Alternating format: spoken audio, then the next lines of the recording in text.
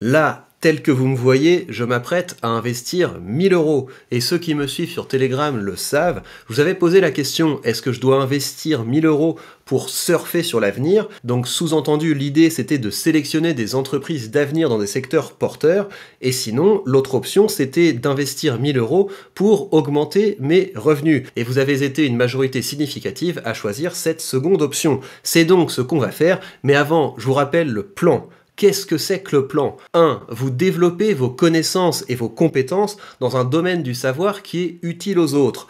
2. Vous partagez vos connaissances, vos outils, votre expérience, vos conseils dans des contenus efficaces grâce à la rhétorique. 3. Votre expertise commence à rayonner et vous commencez à obtenir le juste revenu de votre savoir. Et 4. Vous investissez une partie de vos revenus pour pouvoir progressivement décorréler l'argent que vous gagnez et le temps que vous consacrez à travailler. Ce plan, c'est le plan que je poursuis et c'est pour ça que je vous en parle. Et aujourd'hui, on s'intéresse plus spécifiquement au 4e point de ce plan. Comment donc créer un portefeuille qui vous permet d'augmenter vos revenus? Eh bien, la méthode que je vous propose de suivre, mais bien sûr cette méthode vous pouvez la discuter aussi bien en commentaire qu'en vidéo, c'est de mettre 4 types de positions dans ce portefeuille.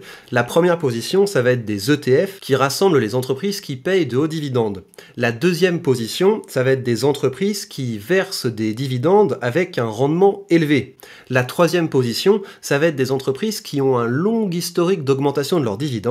Et quatrième position, ça va être des entreprises qui augmentent rapidement leurs dividendes. Si ce que je viens de vous dire vous paraît un peu dense, ne vous en faites pas, je vais maintenant déplier ce plan sous vos yeux. On commence donc par les ETF, pas de surprise à ce niveau-là, on va investir dans les ETF que je choisis habituellement. Donc d'abord, on va acheter 10 parts de l'ETF qui rassemble les actions européennes avec des hauts dividendes. Voilà, on va bien faire attention de l'acheter non pas au marché mais avec l'ordre 0 pour ne pas payer de frais de commission. Comme ça, c'est envoyé. Et pourquoi est-ce que c'est intéressant d'investir dans cet ETF maintenant? Parce que les actions européennes ont quand même beaucoup flanché récemment, et ça veut dire qu'en choisissant cet ETF, vous avez un rendement qui est au-dessus de son rendement historique. Habituellement, vous êtes aux alentours de 3,5% sur cet ETF, et là, vous êtes au-dessus de 4%. Par contre, ce qu'il faut bien avoir à l'esprit quand vous investissez dans des ETF qui ont un rendement assez élevé, c'est qu'en général, ça se fait aux dépens de la croissance. Ça se fait aux dépens de la croissance. Quand vous regardez la courbe de la valeur de cet ETF, on est sur quelque chose qui avait plutôt tendance à s'aplatir. Et c'est pour ça que je trouve aussi intéressant d'investir dans cet ETF, l'ETF de Vanguard qui rassemble les actions à l'échelle mondiale qui payent de hauts dividendes. Là, vous avez un rendement qui est un peu plus faible.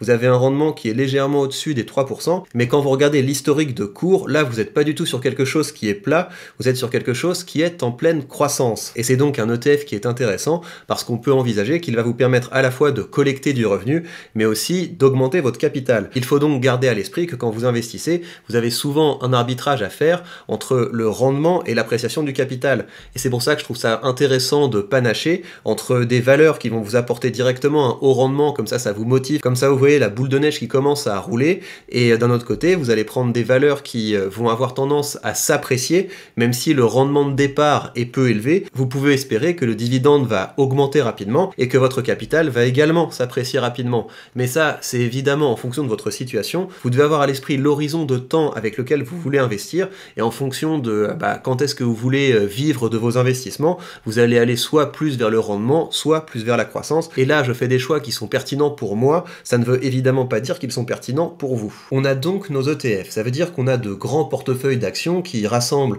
des entreprises qui versent de hauts dividendes, et si une de ces entreprises fait faillite, quoique c'est très rare avec ces grosses capitalisations, si une entreprise a de moins bonnes performances, elle sort de l'indice, elle est remplacée par une autre, et donc on n'a pas trop à se prendre la tête avec ces investissements-là. Et une fois qu'on a cette base de portefeuille, moi ce que j'aime bien faire, c'est sélectionner certaines actions. Donc ce que je vous ai dit, c'est que le premier type d'action que je voulais rajouter à ce portefeuille, ce sont des actions avec de hauts rendements. rendement. Donc là, on va aller vraiment chercher du rendement. Et pourquoi est-ce qu'on va aller chercher du rendement? Ça, c'est quelque chose qui m'est propre, c'est que moi, ça me motive. Ça me motive de voir mon revenu qui augmente mois après mois, de voir que j'ai de l'argent qui commence à arriver sur mon portefeuille, argent que je peux réinvestir. C'est vraiment plus une question de motivation qu'une question d'efficacité. Alors, où est-ce que vous pouvez aller chercher du rendement? Vous allez pouvoir aller chercher du rendement dans le secteur de l'énergie. Donc si vous achetez les grandes pétrolières, Total, Chevron, ExxonMobil, etc., mais aussi les entreprises du type EDF, du type Engie, là vous allez avoir un haut rendement. Et également les entreprises aux États-Unis, vous avez par exemple Consolidated Edison, qui est une entreprise qui fait de l'énergie, qui fait aussi du nucléaire et qui a un haut rendement. Vous pouvez également aller chercher du rendement dans la finance. Donc par exemple, si vous cherchez une boîte comme AXA, une boîte d'assurance comme AXA, vous allez avoir du rendement. Mais moi, ce que je voudrais acheter pour aller chercher un peu de rendement, c'est une entreprise, vous savez que je l'ai dans mon portefeuille, c'est Main Street Capital, qui est donc une entreprise qui finance les entreprises de taille moyenne. Donc c'est un business model que j'aime bien et c'est une entreprise qui historiquement s'est bien appréciée, qui historiquement a maintenu et augmenté son dividende et aujourd'hui elle a un dividende qui est vers 6,80, qui est aux alentours presque de 7% de rendement. Donc c'est très intéressant et je vais donc l'acheter maintenant. On va en acheter 4 parts. On vérifie, on s'assure bien qu'il n'y a pas de frais et hop, c'est envoyé. Un autre secteur dans lequel habituellement vous allez pouvoir chercher du rendement, c'est dans les foncières, c'est dans l'immobilier. Vous avez des boîtes par exemple comme Realty Income, que j'ai déjà dans mon portefeuille, qui a un rendement qui est aux alentours de 4% il me semble.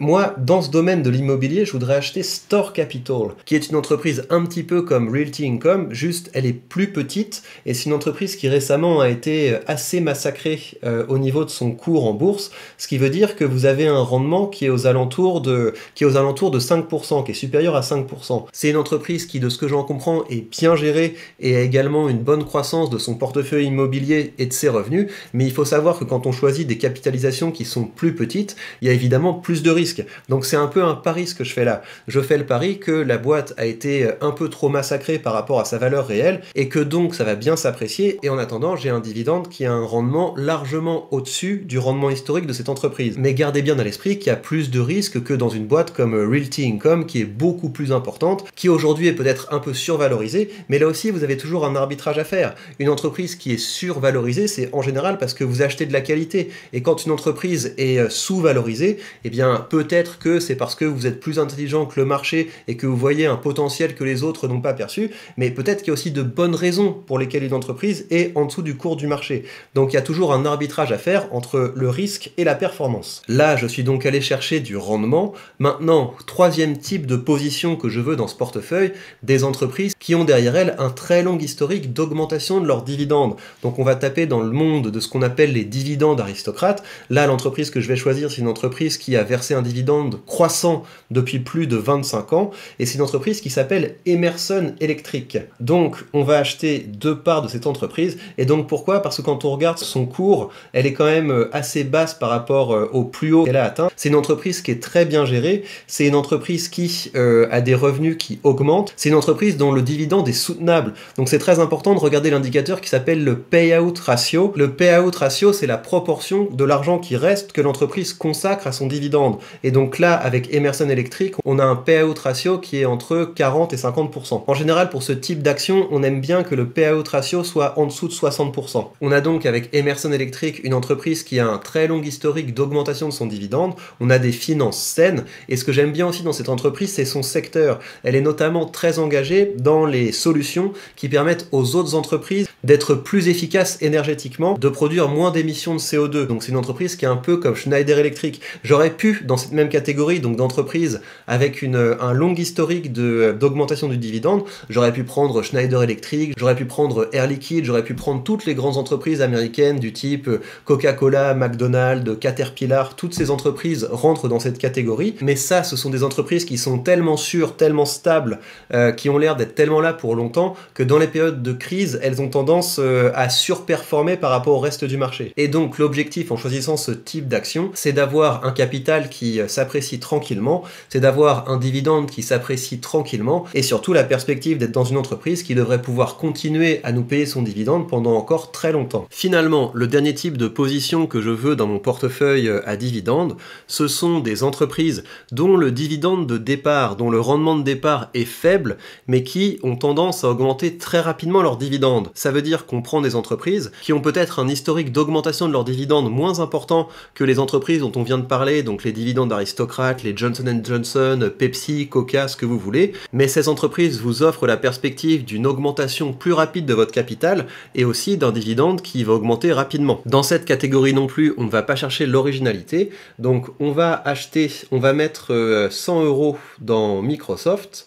On va mettre 100 € dans Microsoft parce que là, on a une entreprise qui, historiquement, je crois que cette entreprise a l'habitude d'augmenter son dividende de 10% par an. Donc, on va mettre 100 € dedans.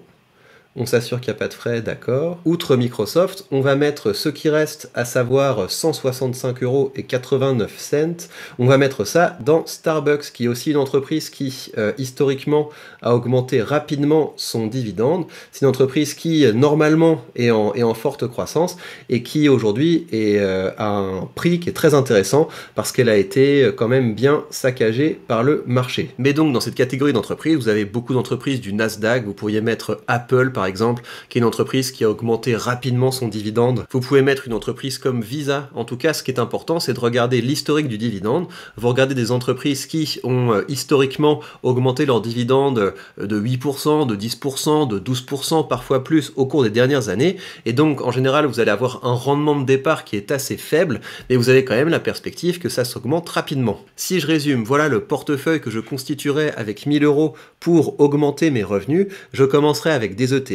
Un ETF qui a un rendement élevé de départ, mais qui a priori ne va pas augmenter grandement notre capital. Un ETF qui a un rendement de départ peut-être un peu plus faible, mais qui offre la perspective d'augmenter plus rapidement notre capital. On va mettre également dans ce portefeuille des entreprises qui ont un rendement élevé. Donc en l'occurrence, j'ai pris Main Capital et j'ai pris Store Capital. Des entreprises qui vont donc nous permettre de collecter dès maintenant des dividendes importants, avec la contrepartie qu'on n'est pas certain que le capital va beaucoup s'apprécier et qu'on n'est pas certain non plus que le dividende va beaucoup s'apprécier. C'est pour ça que, troisième catégorie, on ajoute des entreprises qui ont un très long historique d'augmentation de leurs dividendes derrière elles. En l'occurrence, j'ai choisi Emerson Electric et finalement, on va prendre des entreprises qui ont un rendement de départ assez faible, mais qui nous offrent la perspective de voir notre capital s'apprécier et également le rendement de notre dividende s'apprécier. Je vous laisse maintenant me dire dans les commentaires ce que vous pensez de ce portefeuille. Vous pouvez évidemment également réagir en vidéo. La dernière fois, c'était très sympa. Vous avez été beaucoup à réagir au portefeuille que j'avais constitué avec un horizon d'investissement de 20 ans. J'ai regardé toutes vos vidéos avec beaucoup d'intérêt. Peut-être que je ferai une vidéo où je répondrai à tout ça. Mais ce que je trouve le plus important, c'est que ça a permis à beaucoup d'entre vous de vous lancer, d'oser faire des vidéos. Et ça, je trouve ça évidemment très positif parce que rappelez-vous de notre plan.